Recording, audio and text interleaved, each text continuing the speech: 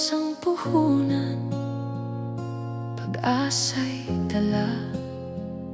Pero bakit ganito, parang di gumagalaw?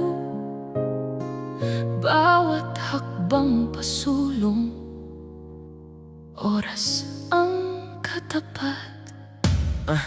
Alas 5 pa lang, gising na ang pila. Mga mukhang pagod, parang wala ng sigla. ID papel, paulit-ulit na tanong. Balik ka na lang bukas, ganito na kahapon. Init sa kalsada, pawis ang bayad. Serbisyo raw mabilis, pero bakit makupad? Oras ang ninanakaw, hindi na mabilang. Sa simpleng proseso, bakit parang hirap hagila? Habang buhay bang ganito? Saan ka man laging napila?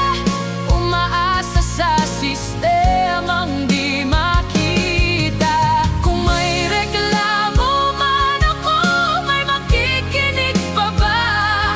O masisigawan ka pa sa gitna ng madla?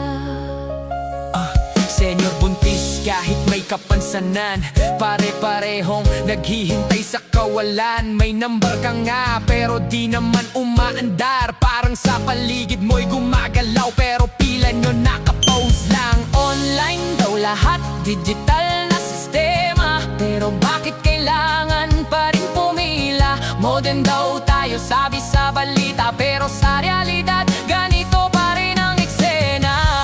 Kung ito ang progreso, bakit parang paatras? Kung ito ang serbisyo, bakit walang asenso? Habang buhay bang ganito?